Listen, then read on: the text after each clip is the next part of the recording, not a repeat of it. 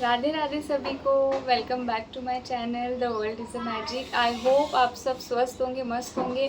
मैं भी बहुत ज़्यादा अच्छी हूँ और आई होप आप सब खुश होंगे। सो आज का जो टॉपिक है, आज मैं कहानी नहीं सुना रही हूँ, लेकिन आज का टॉपिक है कि क्या बोलना ज़रूरी है या चुप रहना ज़्यादा ज़रूरी है। किस चीज़ में ज़्यादा शक्ति होती है, बोलना या चुप रहना। तो क्या आपने कभी गौर किया है कि चुप रहने में कितनी ताकत लगती है और बोलने में कितनी ताकत लगती है?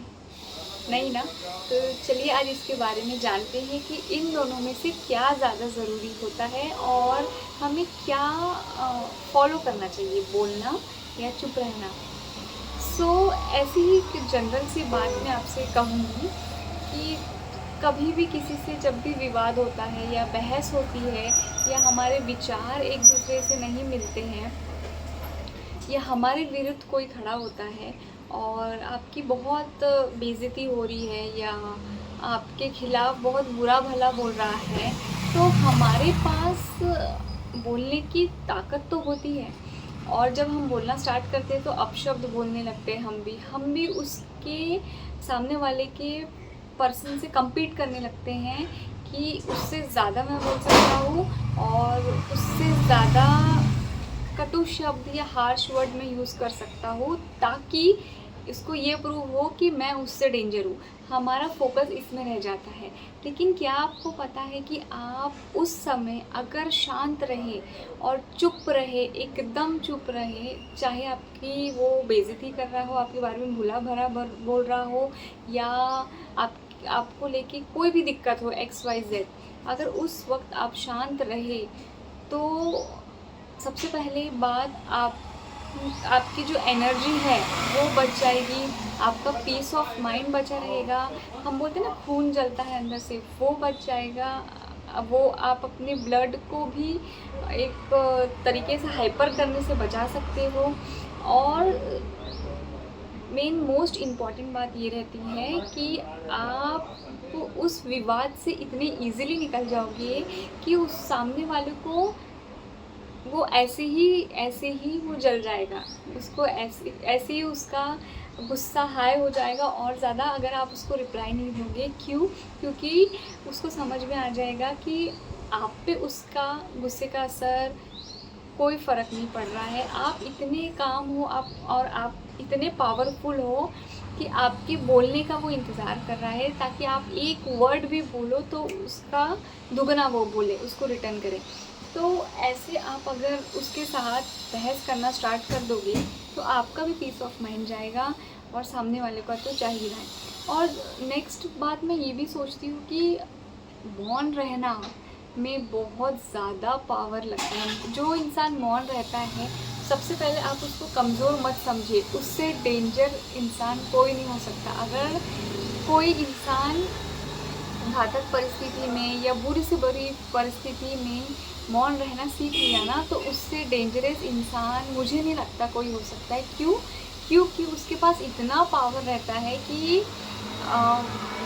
वो स्थिति में शांति से खड़े रहने के लिए वो केपेबल होता है।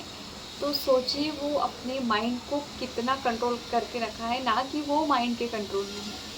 और हम चुप रहने के कई फ़ायदे होते हैं। आप सबसे पहले झगड़ों से बच जाते हो, फालतू के विवादों से बच जाते हो, आपका मन और दिमाग एकदम शांत रहता है और सामने वाला पर्सन इंतज़ार करता है कि आप उसको रिएक्शन दो ताकि वो और विवाद बढ़े।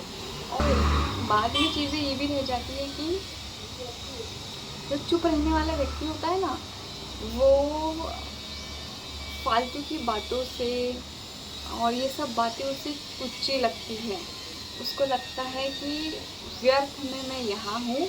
वो वहाँ से वॉकआउट कर लेता है, वो वहाँ से चला ही जाता है, वो रुकेगा ही नहीं। अगर जो मौन धारण करने वाला इंसान है ना, वो वहाँ पे रहेगा ही नहीं।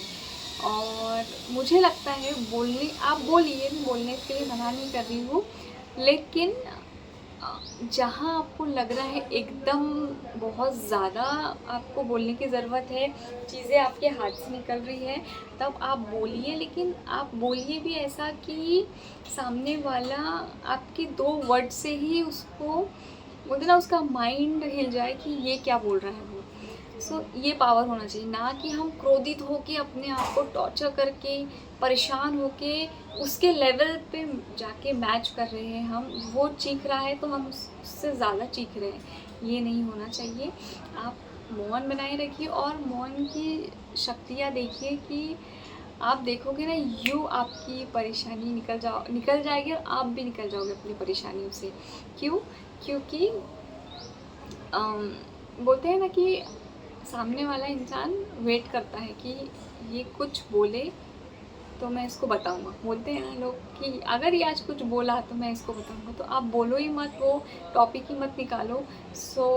वो परेशानी, प्रॉब्लम होगी ही नहीं। और जब हम बोलते हैं ज़्यादा, उसके साइड इफ़ेक्ट क्या होते हैं, उसके डिसएडवांटेजेस क्या होते हैं कि हम जब बोलना स्टार्ट करते हैं, सबसे पहले बिना सोचे समझे हम किसी को भी कुछ भी बोल देते हैं।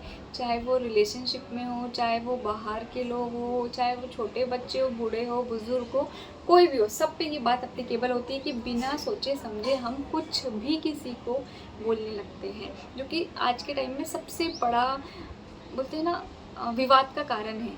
क्योंकि आप बोलने से पहले 2 मिनट सोच लोगे ना कि इसको बुरा लगेगा या अच्छा लगेगा, तो कभी मुझे लगता है कि विवाद होगा ही नहीं। और हमेशा इंसान को कुछ भी बोलने से पहले आप अपने आप को वहाँ रख के देखिए कि अगर कोई इंसान मुझे वो बोलेगा तो मुझे कैसा लगेगा। ये सोच के हमें सामने वाले से कुछ भी बात करना चाहिए और बोलना चाहिए। ना कि आजकल ये बहुत प्रसिद्ध भी है कि मैं मुँहफट हूँ, और मुँहफट के चक्कर में आप कुछ भी बोलते जाते हो कि जो है मैं मुँह पे हूँ, जो है मैं मुँह पे हूँ। ऐसा नहीं होता है।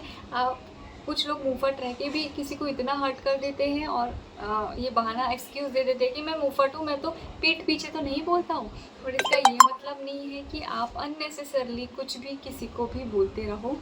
मुझे लगता है कि चुप ही रहने में बहुत फ़ायदा है, और एज़ कंपैरेटिवली बोलने में।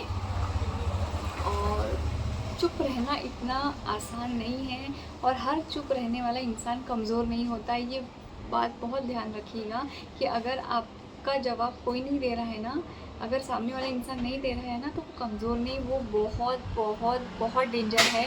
और आपको उससे, सॉरी फॉर द नॉइज़, आपको उससे हमेशा बच के रहना चाहिए। और कोशिश करिए कि आप भी वैसे ही बने और मौन धारण करें। इससे मुझे एक छोटी सी बात, एक लाइन याद आ रही है कि जब हमें बहुत मन करता है कि सामने वाला गलत है और उसको बताने का कि आप गलत हो और नहीं, ये सही नहीं है, लेकिन तब हम उनसे ये कहते हैं, हमने तो सहना सीख लिया, कुछ ना कहना सीख लिया, बोलते तो बात और बिगड़ जाती, इसलिए चुप रहना सीख लिया। इसीलिए हम सब चुप रहे, आप सब चुप रहे, लेकिन गलत चीज़ों पे नहीं। मेरा ये मैसेज है सभी को।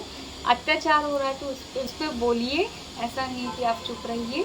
लेकिन हाँ, आपका मनोबल कोई गिरा रहा है, आपको कोई डिग्रेड कर रहा है, आपको कोई बुरा भला बोल रहा है, तो आप बस यहाँ से सुनो और यहाँ से निकालते जाओ और अपने कार्य पे फोकस करते रहो। बस बोलते हैं ना, जैसे आँख पे ब्लाइंडर्स लगा लो, वैसे कान पे अपने दोनों हाथों से कवर कर लो और यहाँ से सुनो और यहाँ से निकाल दो। इसलिए भगवान ने 2 कान दिए हैं कि एक से सुनो और एक से निकाल दो। आई होप आपको अच्छा लगे ये वीडियो, और कम बोलिए और खुश रहिए। और मिलती हूँ मैं आपको अगले ब्लॉग में, अगले वीडियो में अच्छी सी टॉपिक के साथ। आई होप आपको अच्छा लगा तो लाइक करिए, सब्सक्राइब करिए। राधे राधे।